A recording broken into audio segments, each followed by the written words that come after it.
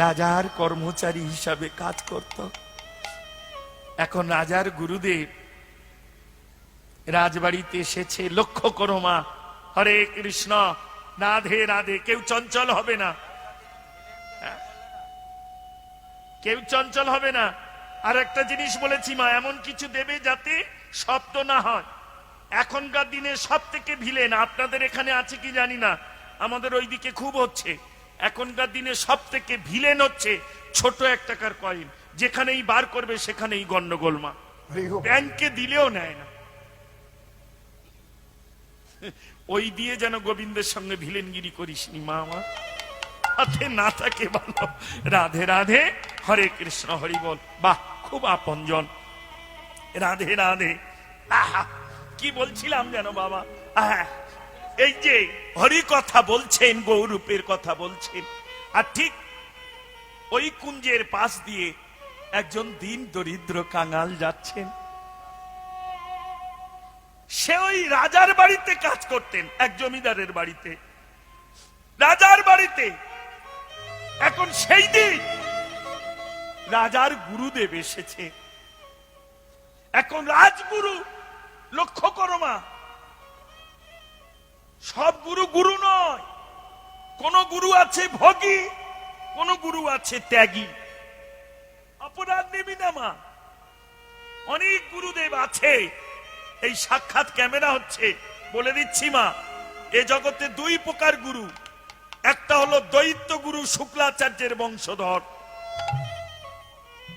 দৈত্য গুরু শুক্লাচার্যের বংশধর। দৈত্যদের গুরুদেবকে শুক্লাচার্য, তার বংশধর একজন গুরু আছে, জগতে এসেছে, আছে। আর একজন গুরু হলেন সাক্ষাৎ কৃষ্ণ অংশকলা, সেটা হলো প্রেমময় গুরু।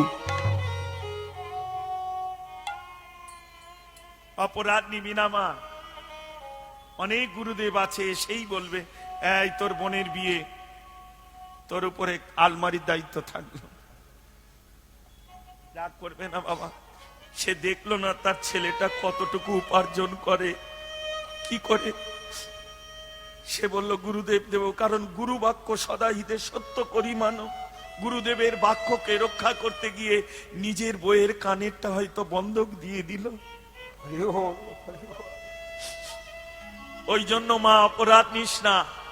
জগতে বেশিরভাগ গুরু হয় নরকগামী।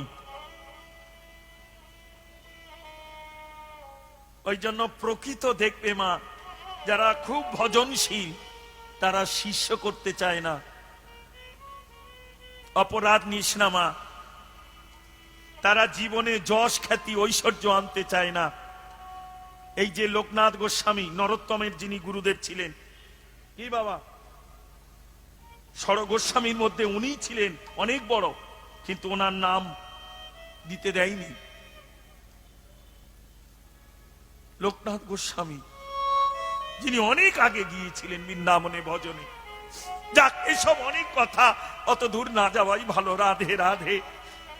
একজন ত্যাগী গুরু, একজন ভোগী গুরু মা। অপরাধ নেবে না। এবার তোমার নয়ন আছে, তুমি, কারণ কলিযুগে গুরু নিতে হবে চিনে, পয়সা নিতে হবে গুণে। গুরু যদি লোভী হবে, কামই হবে চেলা। লোভী গুরুর থেকে দীক্ষা নিলে শিষ্যের দেহে কাম জাগবে। লোভী গুরু কামি চেলা, দুয়ে মিশে নরকে গেলা।